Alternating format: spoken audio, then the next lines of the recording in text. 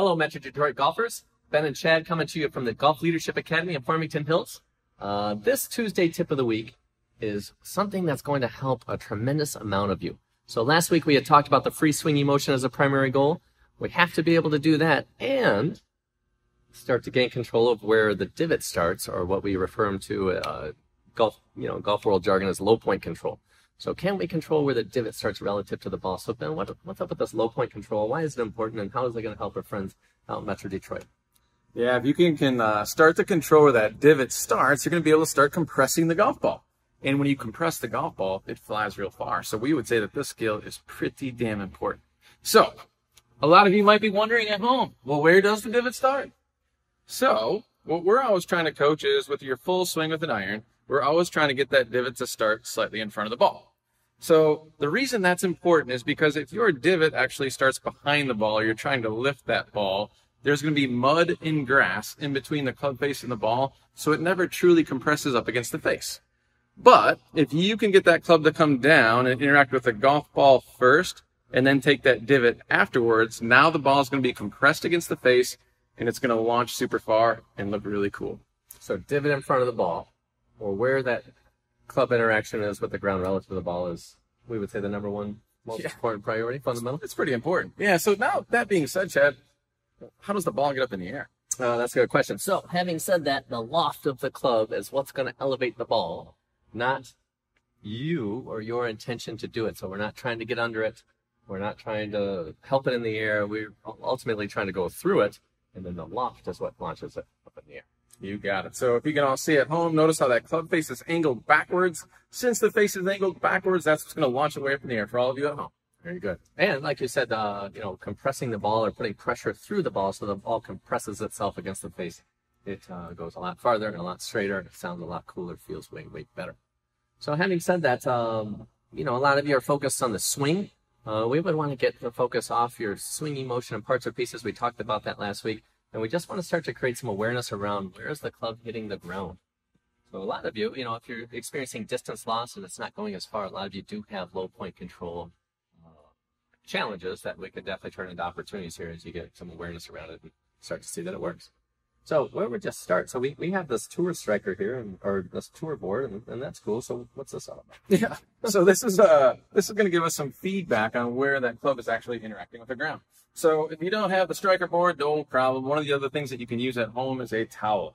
So you just lay the towel on the ground, you measure one club head in front of the towel, and you go ahead and you start brushing the turf, and you're kind of starting to see where the interaction between the turf and the ball might be. So the first thing that I would do, Chad, is I'm going to swing the weight freely. So I'm going to have two 200 nails and start swinging this thing freely. Two. Yeah. And I'm going to start to see where the club interacts with the ground.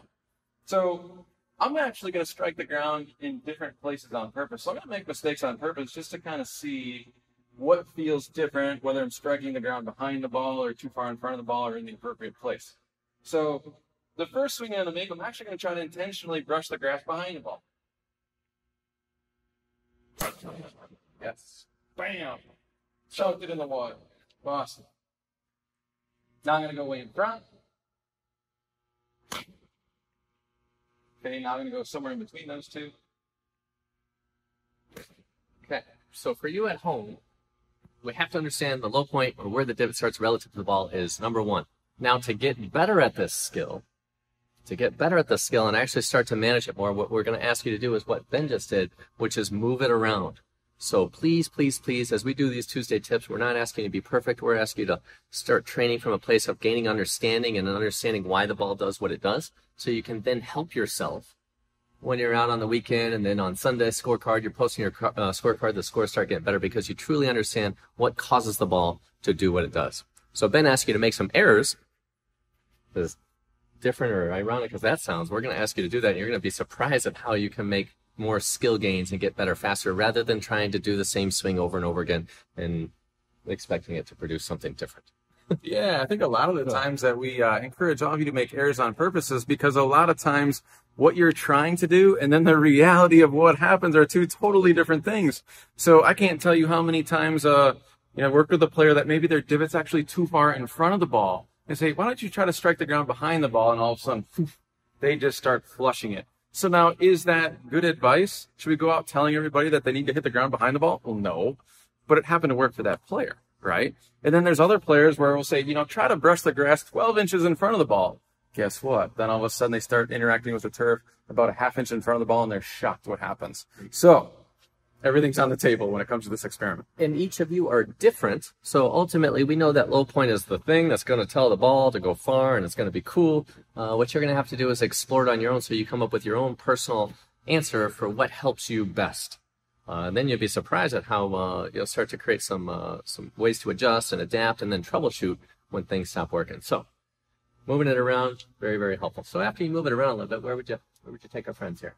So after I've moved it around a little bit, I kind of have a good idea of what I need to do to get the divot in the appropriate spot. Now I'm actually going to measure. So what we like to do is 10-ball sets, right? So I'm going to place a golf ball on the low point board, or in front of the low point board, I should say. And I would strike 10 balls to see how efficient I am at low point. So typically what we like to do at GLA is if you're 7 out of 10 in this activity, you're pretty damn efficient. So you're doing a great job. So the next thing I would do is I would start to measure. Cool. So remember at home we said that put the club head or the ball a club head length in front of the towel. We have a board here. If you don't have a board or a towel, you could use tennis balls. So some scenario where you put a club head in front and see if you could just get the club head to interact in front of the tennis ball. Tees on the outside will work as well if you're on a grass turf. But yeah, we use the striker. So pretty much just make stuff up and see what you can do. And start to understand that you're trying to hit the ground in a relative spot next to the ball.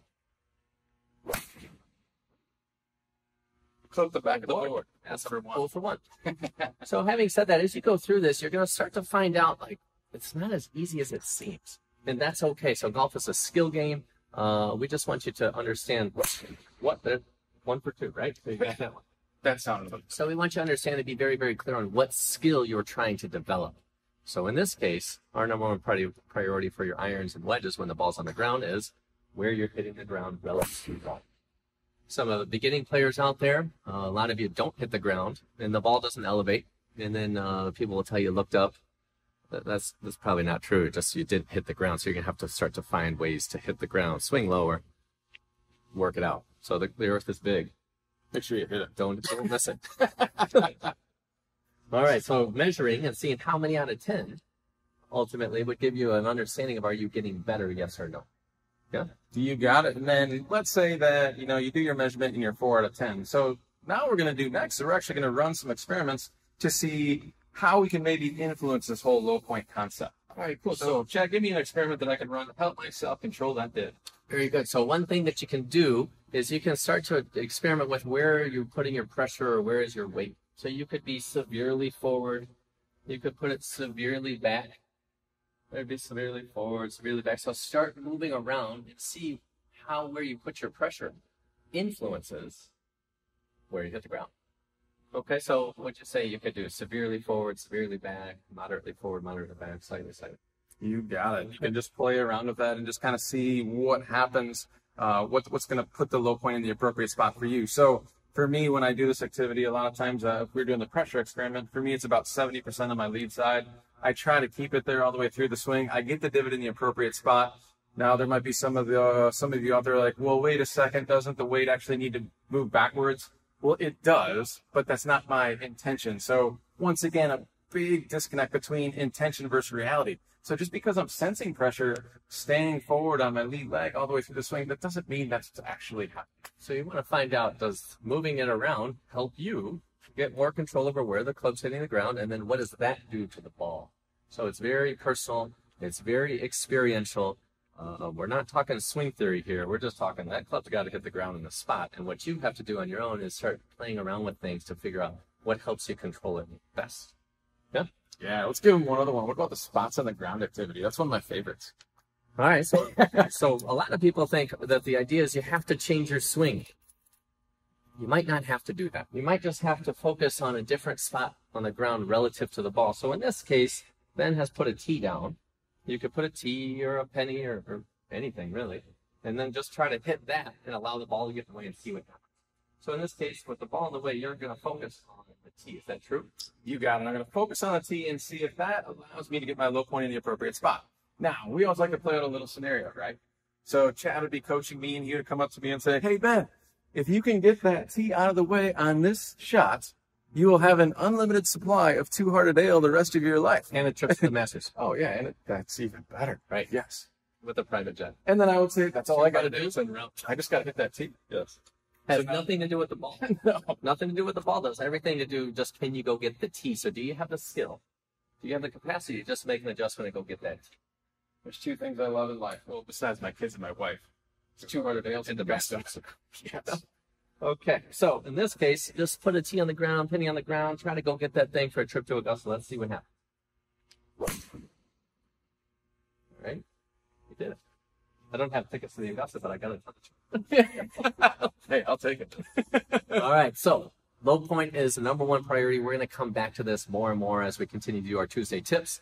You're going to have to start to experiment with some things. You could play around with where your weight is to start. You could play around with where you're looking or where you're trying to hit the ground. You'd be surprised at what you stumble upon. Pardon me. We're going to have you make some errors, experiment. We're not really assuming we have all the answers. We just know low point is the #1 fundamental, and that's what you have to go figure out at home. So we hope this low point video helps you this Tuesday. Play around with it this week. We thank you for joining us, and we'll look forward to seeing you next time. Yeah, no!